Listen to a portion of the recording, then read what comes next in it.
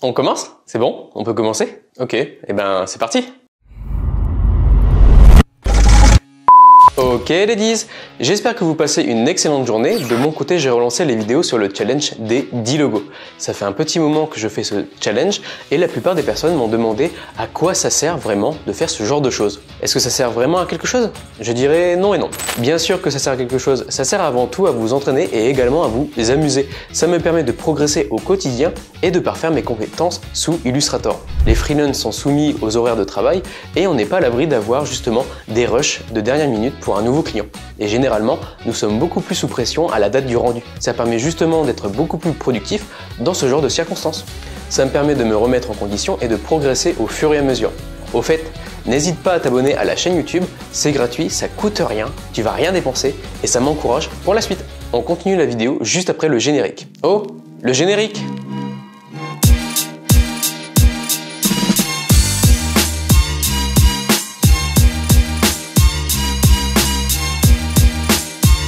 N'hésitez pas à cultiver votre créativité en faisant des petits croquis tous les jours. Ça vous permettra justement d'avoir de bonnes bases dans vos méthodes de process. Aujourd'hui, on va voir qu'en moins de 45 minutes, il est possible de faire la réalisation de 10 logos avec la lettre N. Est-ce que ces logos peuvent être achetés? Bah bien sûr, vous pouvez les acheter. N'hésitez pas à m'envoyer un email. S'il y a des symboles qui vous plaisent, n'hésitez pas à me le dire et on peut s'arranger sur le prix. Mais personnellement, je préfère les garder pendant une période de 8 mois.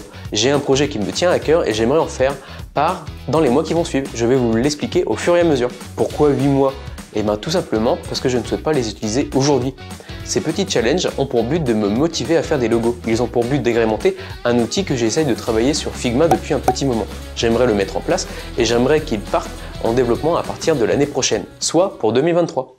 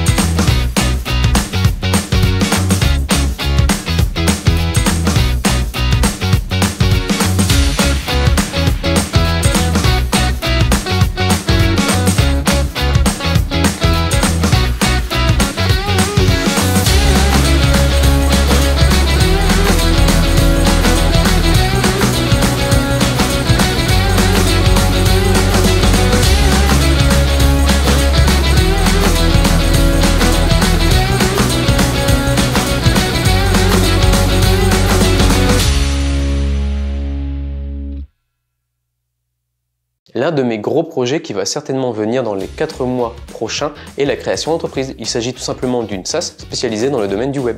Le modèle économique de la société est basé principalement sur un modèle en distanciel et sans locaux. Ça me permet justement de démarrer l'entreprise avec moins de budget et de dépenses possibles à réaliser. Il y a toujours un aspect financier. Aujourd'hui, les sociétés ont évolué et il est beaucoup plus facile aujourd'hui de travailler en distanciel grâce à des outils. Mais je pense que ça fera un excellent sujet de vidéo pour une prochaine fois. Quels sont les meilleurs outils et comment travailler en distanciel, pour les freelances par exemple, ou la vie de nomade. Si le sujet vous intéresse, n'hésitez pas à laisser un message en bas de la vidéo.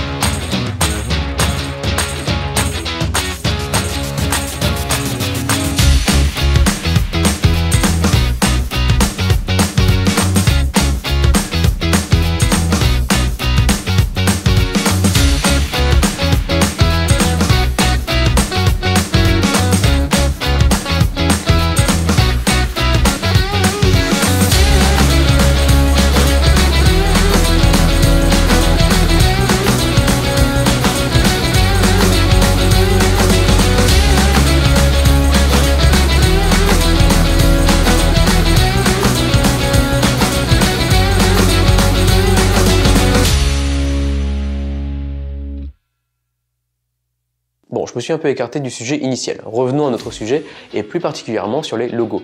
Les logos sont la représentation visuelle d'une entreprise. Ils ont pour but de transmettre et de montrer les valeurs d'une société. C'est un élément important de votre stratégie marketing.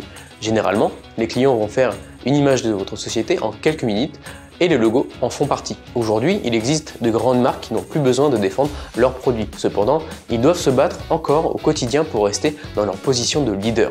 On peut retrouver par exemple Apple, Nike, Adidas et bien d'autres marques. Il est possible pour chaque entreprise de gagner en notoriété et de se positionner en tant que leader sur un marché. Mais je pense que la plus grande difficulté reste encore de se positionner et de rester en tant que leader sur des marchés qui ne cessent d'évoluer en termes de clientèle et également en termes de technologie. C'est pourquoi la chaîne YouTube s'oriente principalement sur comment communiquer et développer son image de marque sur le web. Elle reste principalement dans le domaine de la communication, mais elle touche un minimum de différents secteurs. La chaîne peut toucher le domaine du web et également le branding. En tout cas, le petit exercice d'aujourd'hui peut être un bon moyen pour chaque personne de développer des compétences. Il s'agit principalement d'un bootcamp. Et c'est quoi le bootcamp? Le bootcamp était principalement utilisé dans les services militaires. Il s'agit tout simplement d'un entraînement intensif sous conditions extrêmes. Aujourd'hui, on peut le retrouver principalement dans le domaine du web ou dans d'autres secteurs pour améliorer des compétences précises assez rapidement. De mon côté, cette méthode a pour but de développer ma réactivité et également ma créativité. Ça me permet de gérer mon temps et ma méthodologie de travail. C'est beaucoup plus facile de travailler en société et de collaborer avec des agences de communication. Aujourd'hui, le stress n'est plus considéré comme un stress de mon côté. J'arrive à gérer mon temps et à optimiser certains process qui au départ pouvaient me rendre et pouvaient me prendre des heures. Et le temps, c'est important.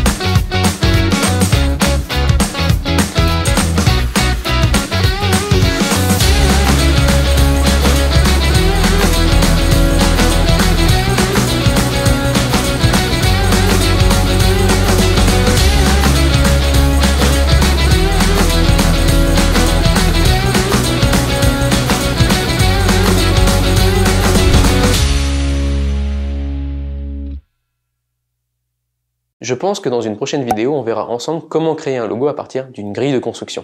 Quand même, c'est la base.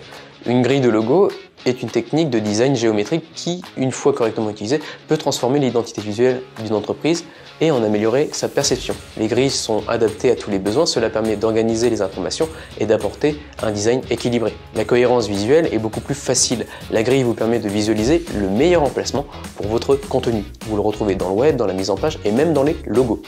Vous pouvez donc positionner et redimensionner vos éléments rapidement, vous faisant gagner beaucoup plus de temps. Ce principe était principalement utilisé dans les publications journalistiques, surtout dans les domaines de la mise en page. En plus, tu le sais le mot de la fin, ça fait un petit moment que tu me suis, surtout sur la chaîne YouTube.